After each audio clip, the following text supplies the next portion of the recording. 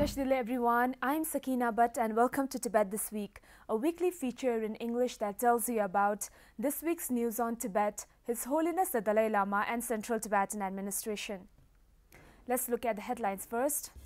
His Holiness the Dalai Lama and CTA President Dr. Lobsang Singye congratulates Cyril Ramaphosa, new President of South Africa.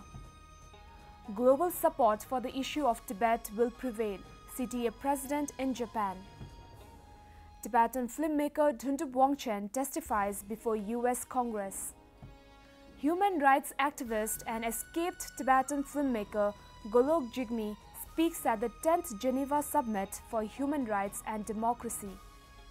Tibetans across the globe celebrates Tibetan New Year.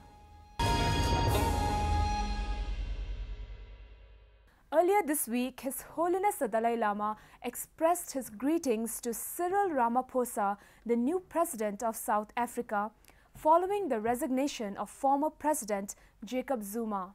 His Holiness said, "I am hopeful that under your leadership, South Africa will continue to make further progress in prosperity and development, particularly by improving the lives of the less privileged section of the society."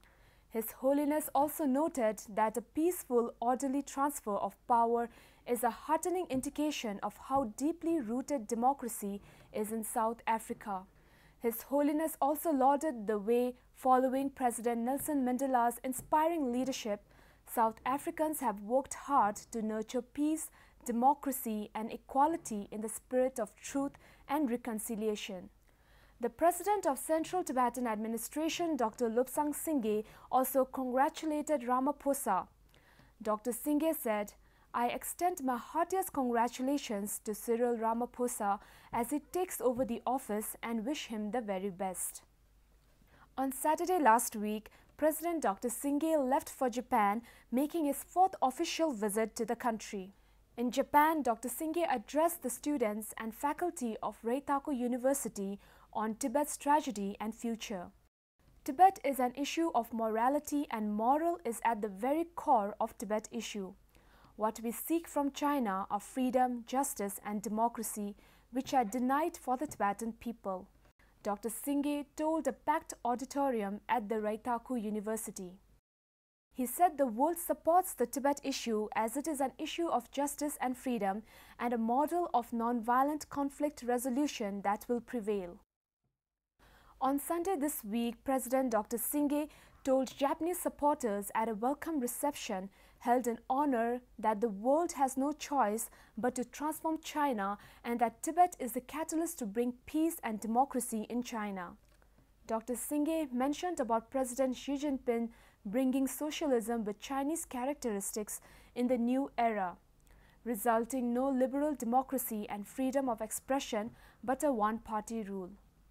President Dr. Singye assured that supporting Tibet, like Japan has been doing for the last many years, has been making a positive impact in strengthening the cause of Tibet and sends a powerful message to Tibetans in Tibet of hope and courage. On Tuesday this week, Dr. Singye visited the Japanese Parliament and applauded the increase in the numbers of members in the All-Party Parliamentary Tibet Support Group from 87 to 90, which is world's largest parliamentary support group for Tibet, having 49 Japanese parliamentarians. Honorable members of the Parliament, Nagao Takashi, Secretary of the All-Party Japanese Parliamentary Support Group for Tibet, underlined the need to strengthen the efforts of the All-Party Japanese Parliamentary Support Group for Tibet towards resolving the issue of Tibet through the middle way approach. While addressing the parliamentarians, Dr. Singye said that whenever he visits America and Europe, he always feels proud to say that Japan has the largest parliamentary support for Tibet. Dr. Singye appealed to the Japanese Parliament to make effort to adopt a resolution to support preservation of culture and education of Tibetans and dialogue between His Holiness the Dalai Lama's envoys and the Chinese government to resolve the issue of Tibet through the middle way approach.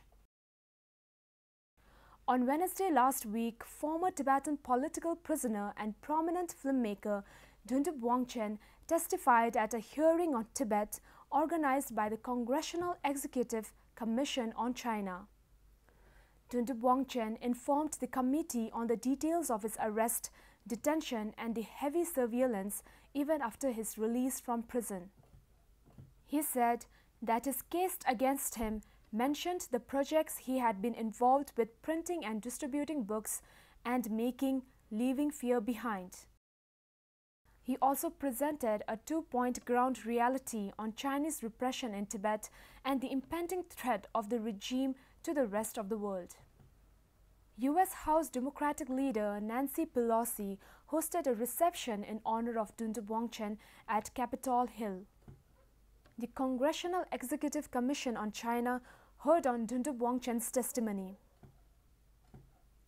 On Tuesday this week, a week before the opening of 37th Human Rights Council session, Golok Jigme, Tibetan human rights activist and escaped Tibetan documentary filmmaker, addressed the 10th Geneva Summit for Human Rights and Democracy.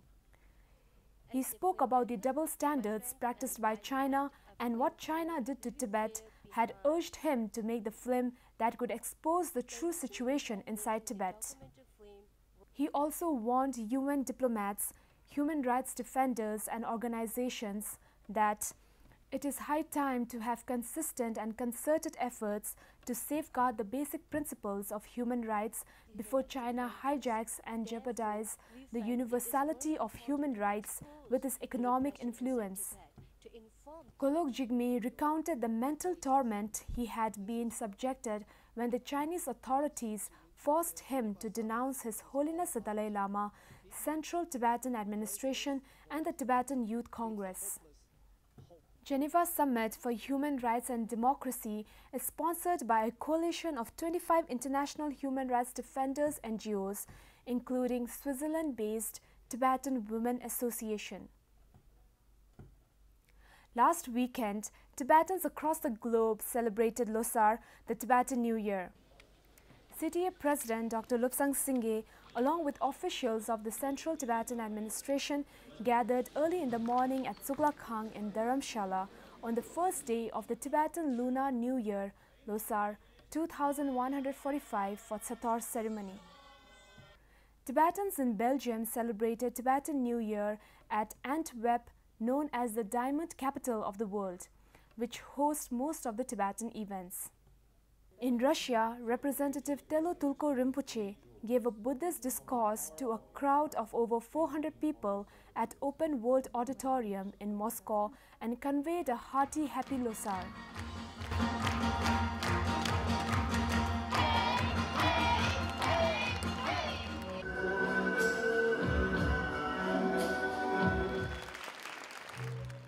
In Australia, coinciding with Losar, thousands of Tibetans gathered at Garima Place to celebrate National Multicultural Festival and hoisted the Tibetan national flag. The Office of Special Coordinator for Tibetan Issues at the State Department organized 4th Tibetan Losar celebration in the U.S. State Department. Losar Tashti Delay. The program was presided by Undersecretary for Public Diplomacy Steve Goldstein and attended by Ambassador-at-Large Sam Brownback, former Ambassador to Mongolia Jennifer Galt, Representative Ngodub Tsering, and heads of VOA and RFA, among others.